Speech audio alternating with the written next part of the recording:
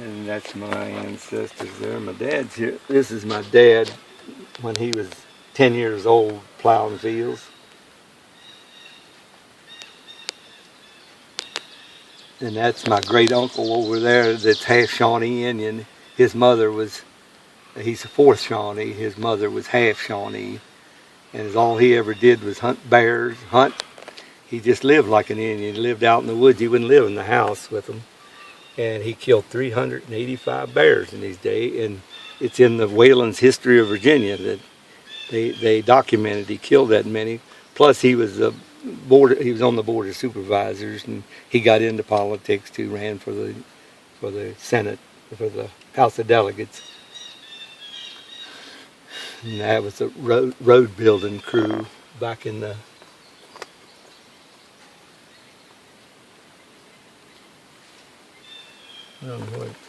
early loggers. I believe this is down at Bergton, the old store down at Bergton.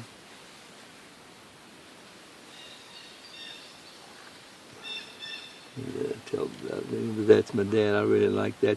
That's that Lutheran church that we were just at down there. That's right out from that church. That's old Scott and Nell was the two old horses that I used to have to work them when I was a kid. Wow. I hated to, but and that's what my brother Joe hated too. He said, I've walked behind a horse's ass long enough. I'm leaving here. Yeah, he was one of the most prolific, or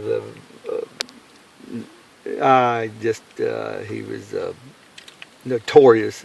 He was a great hunter and statesman, and was very civic minded. But he was born and raised on top of that mountain, and they just lived like Indians. His mother was half Shawnee, and instead of laying in a house with 12 kids, he'd just go out and stay in a cave. Take his gun, some salt and flour, and he'd live in a cave because he said it's just too crowded in that house.